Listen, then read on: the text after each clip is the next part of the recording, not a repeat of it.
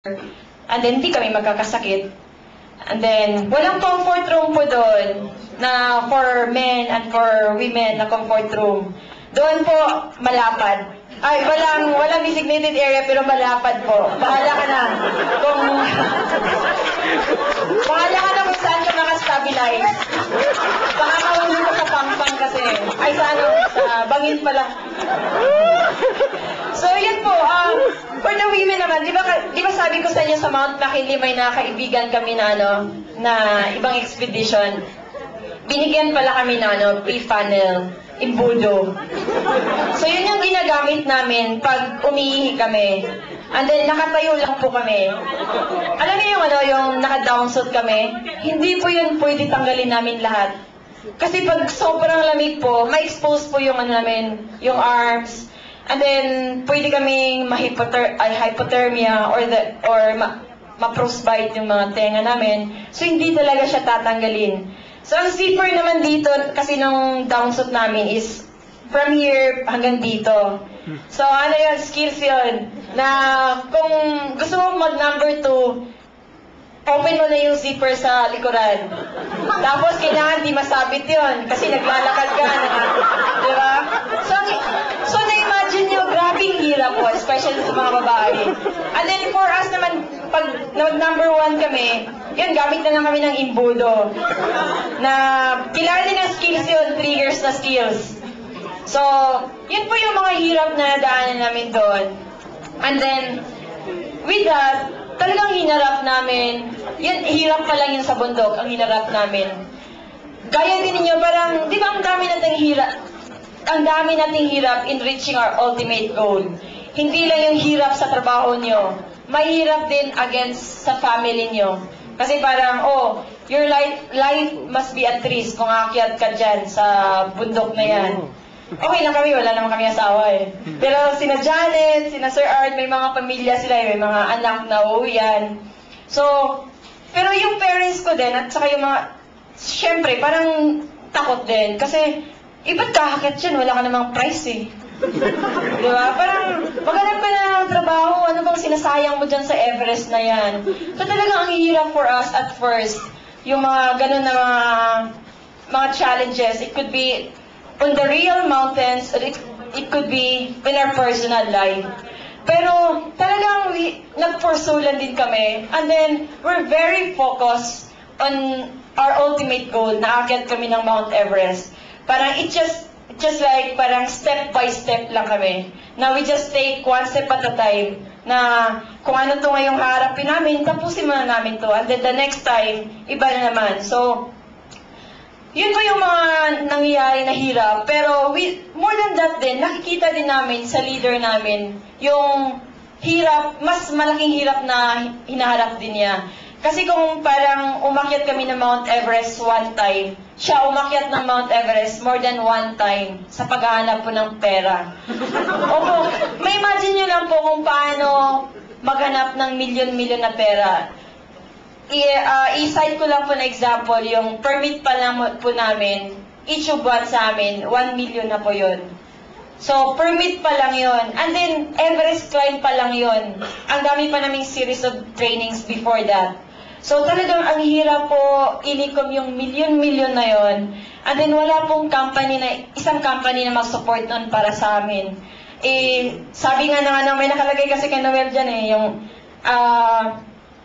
sabi nga ng iba, nagbibiro sila, anong binigay sa inyo ng Minola? Oil? Yeah. So, kasi yan, yung mga ganong company, sinasagat na namin yan, basta lang talaga matulungan. At,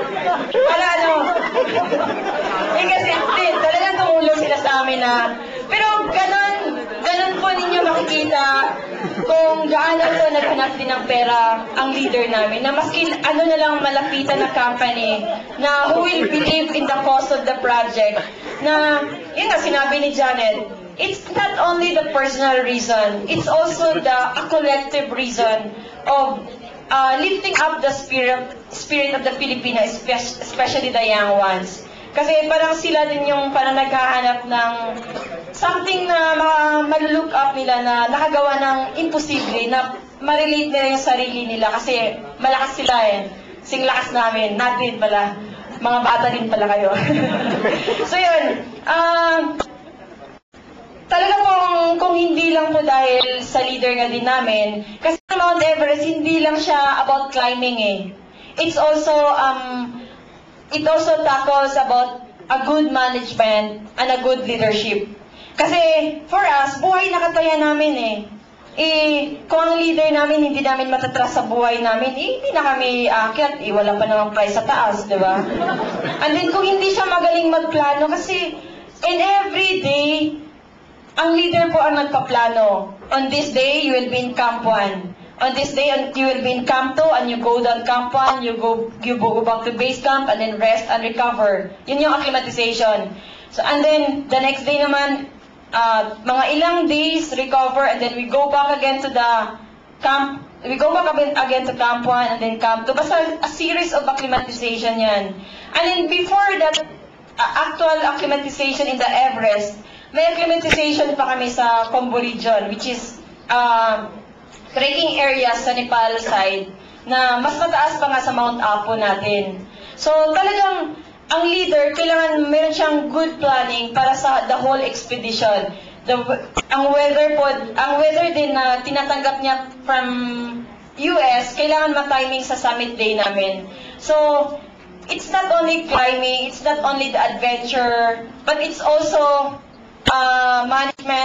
good management, good leadership. And then, ang pinaka-bottom line din dyan is talaga yung teamwork. Kasi kung wala din kaming teamwork, hindi kami nagkakaisa, hindi namin maabot yung ultimate goal namin.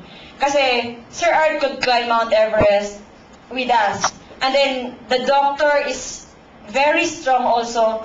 Talagang mas malakas pa siya sa amin. Pwede din siya umakyat ng Mount Everest. Pero, kontento na siya sa role niya as an expedition physician. So, lahat po may kanya-kanyang role sa team. Just like in the company, may kanya-kanya pong role. And then, the important thing is we have to be contented sa role natin. Of course, gusto nating umangat, gusto nating mag-excel. Pero kung ano man yan, for the greater good na ma-achieve natin yung ultimate goal natin, kanya-kanya kontento. And then, we're helping each other. Siniset aside namin yung mga personal interest namin. Kaya kami nga din mga climbers, nahihiya kami na parang kami lang yung palagi nakikita sa media, kami lang yung palagi napipicturean. Kasi we came out strong because we came from a very strong, we have a very strong teamwork. So kung hindi dahil sa kanila, hindi din naman kami makaabot ng Everest eh. And then, yun nga, we're just like an orchestra. Every one of us played his own role. And then very contented with each role. And then we played our own instrument, and then we produced a harmonious music. And then we reached the top of Mount Everest. Good morning. Good afternoon.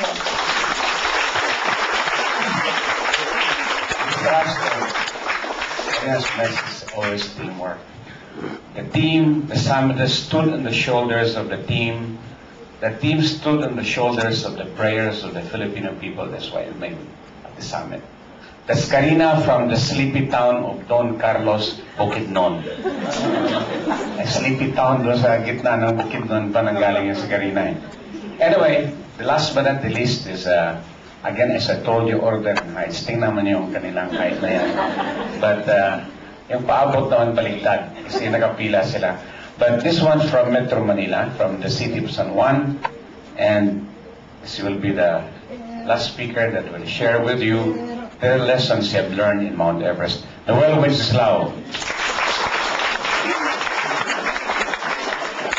Hello, maayong adlaw sa tanan. Fresh from Cebu kami, so we just flew in from Cebu, kaya medyo napapabisaya talaga kami. Hello, kabo. So, galing ko na magbisaya. So, yung makikita natin sa kwento ni Karina na kinuwento talaga ni Karina lahat ng paghihirap, hindi pa nga lahat, pero marami sa mga paghihirap, mga sacrifices na pinagdaanan namin climbers, doon mismo sa slopes, ng bundok, sa training namin, talagang doon sa bundok na yelo. Hindi lang yun nabanggit na nung paakyat kami ng Everest, talagang dadaanan mo yung mga bangkay ng mga tao. You really have to step over the dead bodies of the climbers who didn't make it. And parang constantly papaala na sa'yo na you could be